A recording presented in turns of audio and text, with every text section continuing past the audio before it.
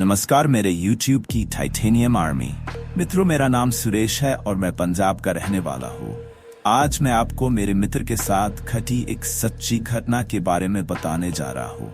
मेरे मित्र का नाम दीपक है और हम बचपन से ही बहुत अच्छे दोस्त हैं और हम एक दूसरे से सारी बात शेयर करते हैं।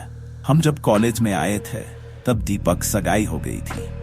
वो उसकी मंगेतर से, जिसका नाम हिना था, से बहुत प्यार करता था और वो दोनों रात भर मोबाइल पर बातें करते रहते हैं। एक दिन की बात है, उसने मुझे बताया कि वो उसकी मंगेतर से रात को बात कर रहा था।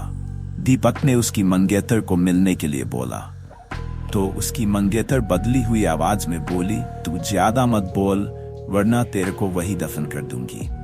दीपक एक बार तो ये सुनकर चौंक गया और फिर सोचा वो शायद मजाक कर रही होगी। फिर दीपक भी उसको मजाक में बोला, क्या कर लेगी तू, मेरा चल देखते हैं। तो वो फिर बोली, आज रात देख तेरे साथ क्या होता है। ये कहकर उसने मोबाइल रख दिया। अगली सुबह जब दीपक मुझसे मिला तो वो अपनी कल रात की बातें बताने लगा। उसने मुझे रात को फोन वाली बात बताई और उस रात उसके साथ जो हुआ वो उसने मुझे से बताया। उसने बताया कि रात को 1-2 बजे के आसपास अचानक उसकी नींद खुली और उसके सामने एक काला लंबी दाढ़ी वाला आदमी बैठा था। वो बोलने लगा, ले आ गया, मैं अब देख तेरे साथ क्या होता हूँ। उसने दीपक का गला पकड़ लिया, उससे मेरी सांसें रुक गई। दीपक ने उसी वक्त के सामने अल्लाह का नाम लेते हुए नमाज पढ़ना शुरू कर दिया और वो उसके सामने से गायब हो गया। मुझे उसकी बात सुनकर बड़ा आश्चर्य हुआ कि ऐसे कैसे हो सकता है। उसके अगले दिन दीपक ने फिर अपनी मंगेतर से मोबाइल पर बात की और बोला, कल रात तुम मुझे क्या अनाब शनाब बोल रही थी। उसकी मंगेतर ने कहा, ऐसा कैसे हो सकता है, लेकिन कल तो मैंने फोन ही नहीं किया था।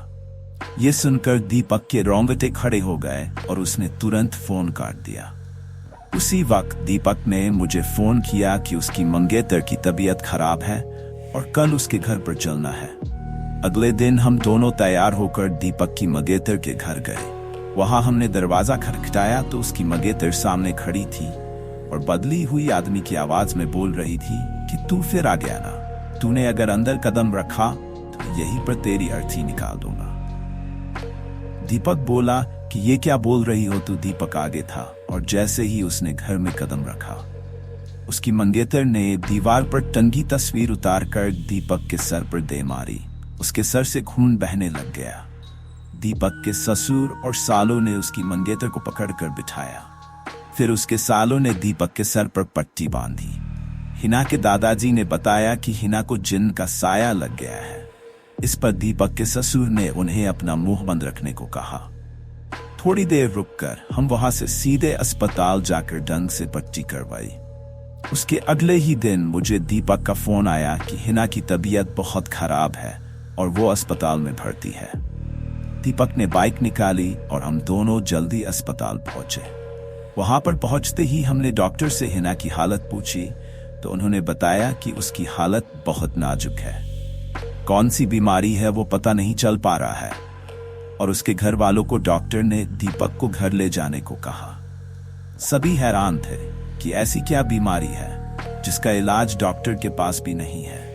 फिर उसके घर वाले हिना को घर ले आए। हिना ने दीपक को बुलाया और कहा कि मैं अब ज्यादा दिन जिंदा नहीं रह पाऊंगी और तुम किसी अच्छी लड़की से शादी कर लेना। ये सुनकर दीपक की आंखों में आंसू आ गए और बोलने लगा कि मैं तुम्हें मरने नहीं दूंगा। फिर हिना के दादाजी ने उसको एक बाबा के पास ले जाने को कहा। हम उसको बाबा के पास ले गए और बाबा ने बताया कि इसको एक बुरे जिन्न ने जकड़ लिया है, जिसकी वजह से वो इसके शरीर को नुकसान पहुंचा रहा है। अब बहुत देर हो गई है। बाबा ने बताया कि इसका एक ही इलाज है। यहाँ से 7 किमी दूर एक दरगाह है, वहां इसका इलाज हो सकता है। और बाबा ने बताया कि इसके साथ वही इंसान जाएगा जिसे वो सबसे ज्यादा चाहती है। दीपक ने कहा कि मैं चला जाऊंगा, मुझे बाइक भी चलाने आती है। रात के 2 बजे दीपक और हिना दोनों बाइक पर निकल पड़े, लेकिन आधे घंटे बाद किसी का फोन आया कि दीपक और हिना का एक्सीडेंट हो गया है और वे मारे गए हैं। ये सुनकर मेरा रो रो कर बुरा हाल हो गया। मेरा सबसे करीबी दोस्त अब इस दुनिया में नहीं रहा। वीडियो अच्छी लगी तो चैनल को सब्सक्राइब करें, लाइक करें, कमेंट करें।